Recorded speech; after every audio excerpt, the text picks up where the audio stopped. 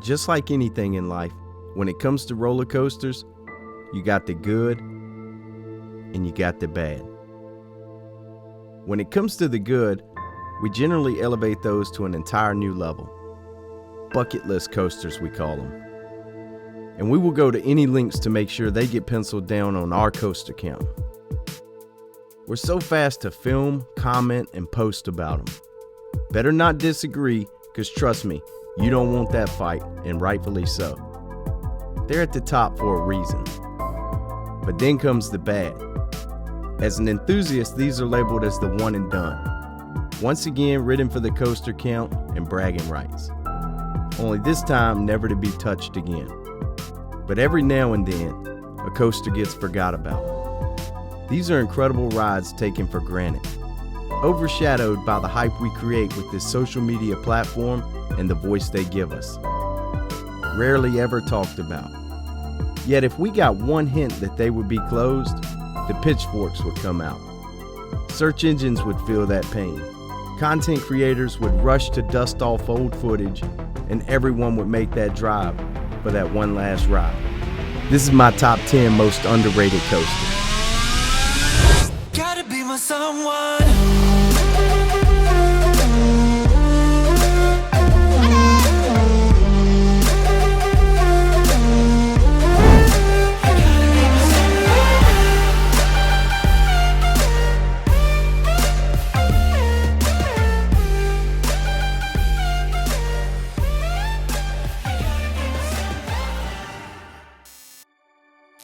Kicking off the list at number 10 is Kraken from SeaWorld Orlando.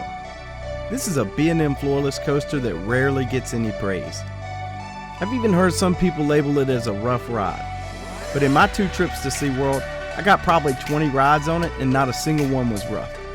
The last time it made the Golden Tickets Top Steel Coaster list was 2013, tied at number 48. It features 7 inversions, and one thing I love about this ride is the setting that's around it, and also how it does a turnaround in an underground cave. Number 9 is Thunderbird from Holiday World. Wing coasters get a lot of mixed reactions, and typically Gatekeeper from Cedar Point grabs all the attention in this category. With a beautiful lift hill right on the edge of Lake Erie, a perfectly executed wing over drop, and a flyby right through the gates of Cedar Point, it's no wonder why. However, I feel like Thunderbird is equally as good, if not better. It may be a bit shorter of a ride, but I'm okay with that because I'm a sucker for launched coasters. And nothing can match that fast acceleration with nothing above or below you. Once you're clear for takeoff, you pull up to that launch. For a moment, your vision is blurred thanks to a thick fog blocking your view. Out of nowhere, that launch kicks in and you bust through that fog storm, revealing the orange track that's perfectly placed in the Thanksgiving section of the park. It's fun coming down that wing over drop at Cedar Point, but hitting that inversion at full speed on Thunderbird is so rewarding. It's a well thought out coaster and one I can't wait to get back on.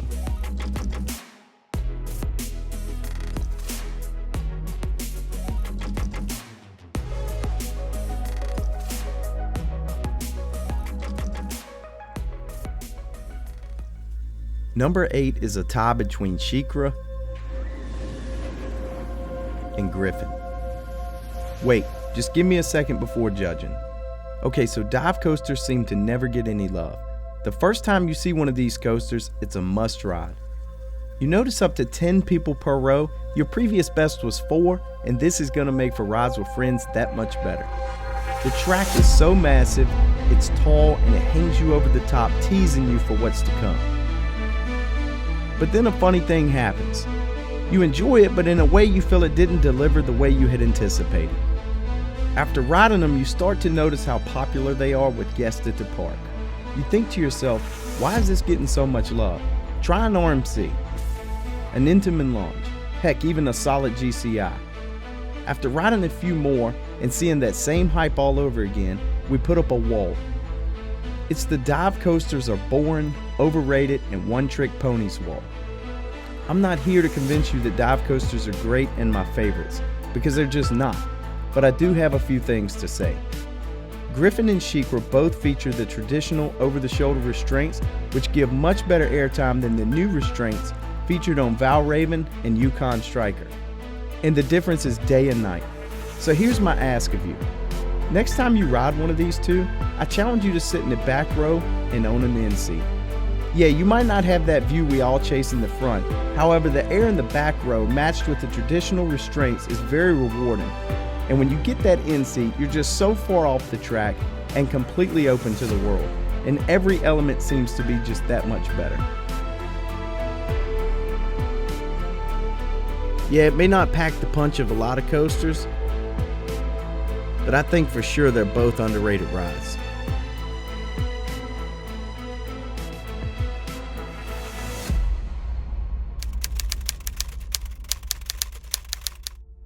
Before we move on to number 7, I just wanted to make something clear.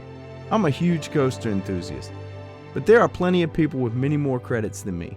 Every video I make is based off of my personal experiences and preferences. Not everyone will agree with me, and that's what makes this fun. So far I've been to 16 parks, and I look at that as a strength instead of a weakness, because I'm just getting started and I ain't going nowhere. I've got so many stories to tell that I haven't even lived yet, and I can't wait to bring y'all along for the ride. So real quick, if you've enjoyed this video so far, go ahead and smash that subscribe button. Nothing gets me more excited than seeing people enjoy my videos, and I want to keep making them for years to come. Number 7 is Great Bear from Hershey Park. I'm sure you've rode a B&M invert. It's one of their most popular models, and they've been installed at parks across the world. Afterburn and Montu almost always come out on top when talking about the best inverts. Afterburn packs a very powerful punch in a quick amount of time, and Montu is just as powerful, but in a slightly more drawn out layout that seems to just keep bringing it. And Alpengeist from Busch Gardens Williamsburg will push them both if it weren't for a horrible mid-course brake run. But one that doesn't get love on the same level is Great Bear from Hershey Park. This ride is executed almost perfect in my opinion. It's smooth and feels very similar to the other inverts, and while the theming on this one is at a minimum, there are a few things that I think make it stand out. For starters, Great Bear kicks off with a helix before the first drop, and this is such a good way to get things going. Inverts are typically built on their own plot of land and rarely fly through a park. But Great Bear isn't normal. It flies all through the park and right above guests. There's even a super rare photo opportunity where it's coming straight at you at eye level. Now, having a coaster interact with the park the way Great Bear does is special in its own way. But what really gets me excited is the mean growl this coaster makes. All B&M inverts have a nice sound to them, but this one is so loud and deep you hear it coming for what seems like minutes before you ever see it.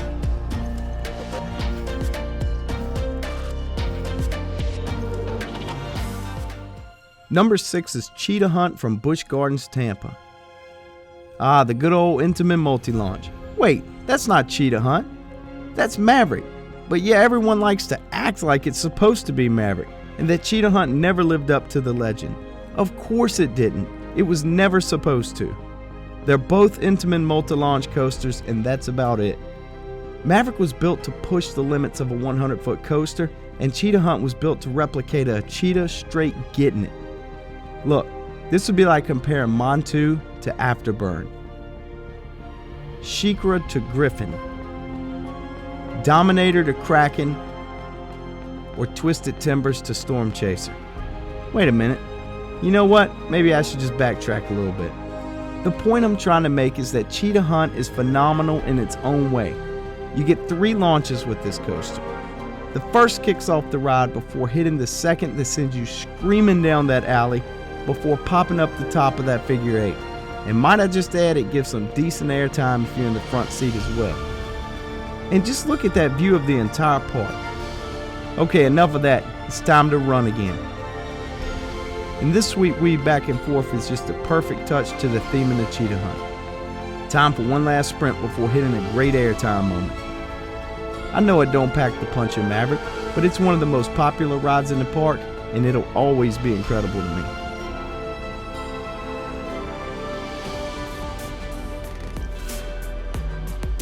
Number 5 is Phoenix from Knoebels. Look, I'm just kidding. If If anything, most people would like to say that this coaster is overrated. All the parks have that bucket list coaster. For Hershey, it's Sky Rush, Cedar Point is Steel Vengeance, King's Dominion is I-305, and Kentucky Kingdom will be Storm Chaser. But we can't ride the bucket list coasters all day, so we find ourselves kicking it on all the rides. Next thing we know, we find a diamond in the rough, a coaster that really surprises us, and in some cases, it's even better than the one we came for. After a few rides on Sky Rush, your thighs hurt, and that's when you find out the Storm Runner is legit. You walk over to Steel Vengeance and the line is, well, never mind, let's ride Maverick. And that's when you figure out how Steel Vengeance got its name. You look up into the clouds and see I-305, and after a few knockouts, you head over to Twisted Timbers for the TKO. And after getting all the credit to Kentucky Kingdom, you spend the entire drive home trying to figure out three things. Is Lightning Run better? How is the airtime so strong? And why hasn't more parks built one of these? It's time for that best wooden coaster in the world. Yeah, Phoenix was pretty good, but what else does this park have? And it happens again.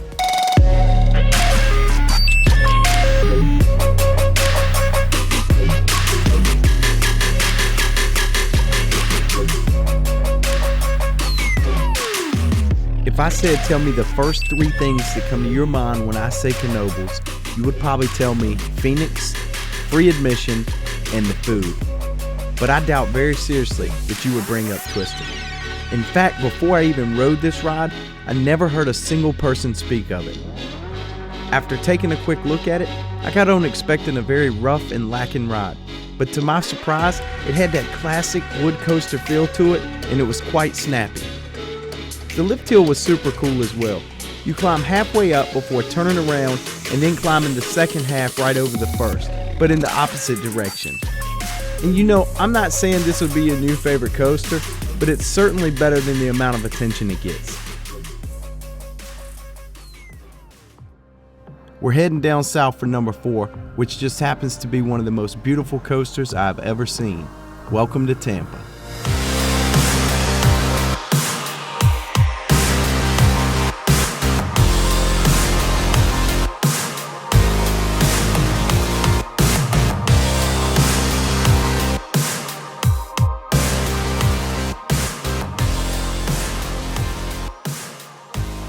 Kumba from Busch Gardens is a little different from the other rides on this list because it does get some love, just not near enough. Let me explain. So my first trip to Florida, Kumba was closed due to it receiving a fresh coat of paint.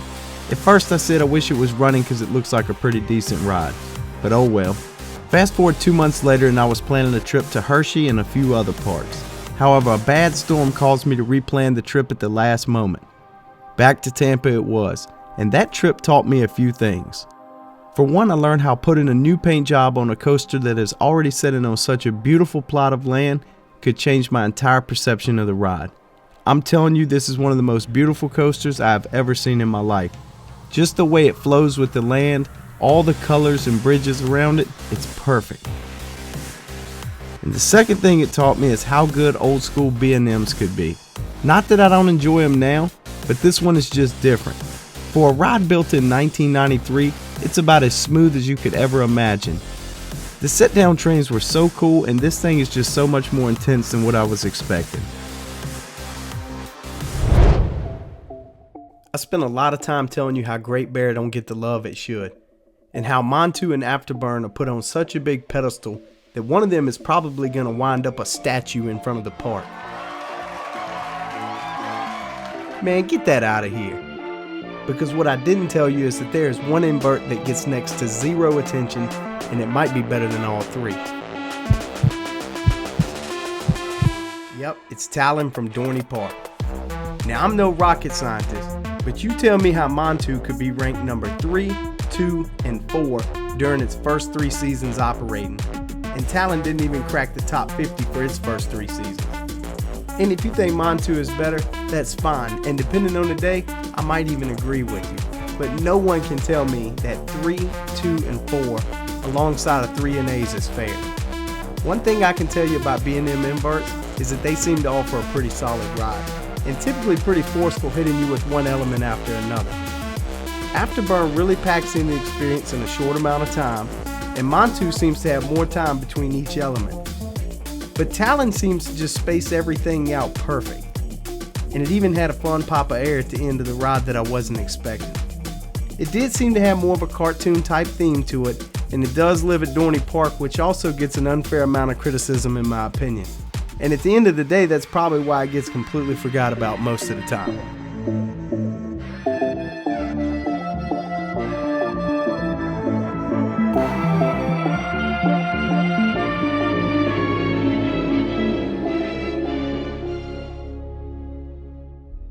You know, a lot of times in life the original seems to always stand as the best, often copied but rarely duplicated.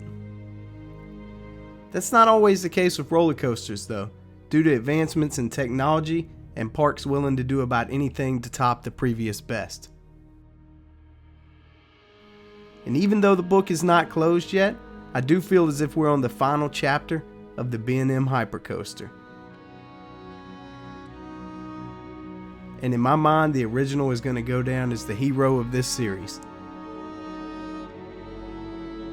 It's Apollo's Chariot, located at Busch Gardens in Williamsburg, Virginia. And I've got the chance to ride quite a few hypers from B&M, but have yet to find the complete package that Apollo's Chariot offers. A back row ride on this classic during a warm summer day is sure to put it near the top for you as well. Those trees you keep rising above are so full and green, the dive down to the river is perfect, and you sweep the earth so close it feels as if you could reach out and touch it. Packed with solid air the entire ride, this is one hyper I think just gets forgot about too often.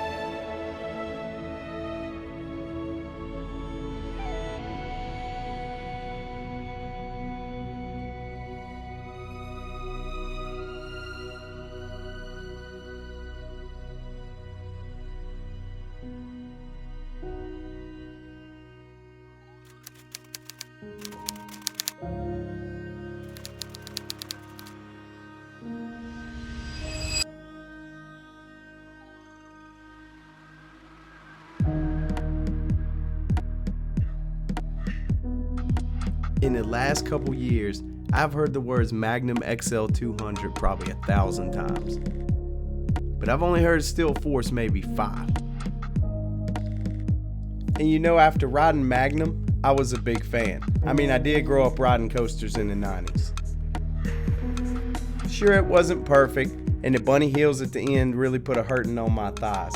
And I knew there was a Morgan version at Dorney Park that was very similar, but I was in no rush to make that drive and give it a try. You know, after watching reviews on this park, I knew it would be one that I would just stop at on a day I was passing by. And that's exactly what happened.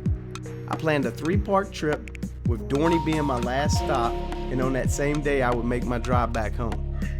Shouldn't take long at all.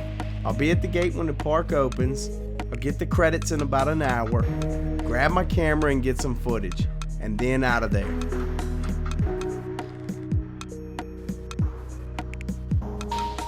And that's the day I learned to take what others said with a grain of salt and just experience things for myself. You know, so I'm here to tell you that my experience at Dorney was great.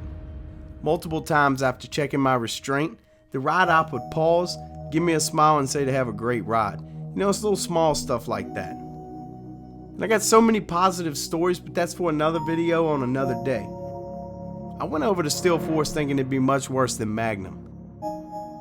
Pressed for time, I knew I could ride once, maybe twice at most in order to get a front and a back row ride. About 15 rides later, I finally got off. So what made me enjoy it so much? Well, I think it came down to a few things. For one, I was expecting a pretty bad ride, but what I got was very surprising. Even though Magnum XL was built by Arrow, these two coasters look and ride very similar. I would say I enjoyed the first half of Magnum a bit more, simply because of the incredible views, but after that it's all still force. I found the huge helix to be much better than the pretzel loop turnaround, but where this thing really shines is the bunny heels on the way back. Magnums are much stronger, almost to the point where they're uncomfortable. And on the first ride on Still Force, I was bracing for the same feeling, but what I got was so much more enjoyable. Some rides felt like floater, and some felt more like ejector, but never very uncomfortable. I think it's got a lot to do with how tight you are in the car. You know, maybe both my trips to Dorney Park were on perfect days, I don't know. But what I do know is that I love this coaster both trips.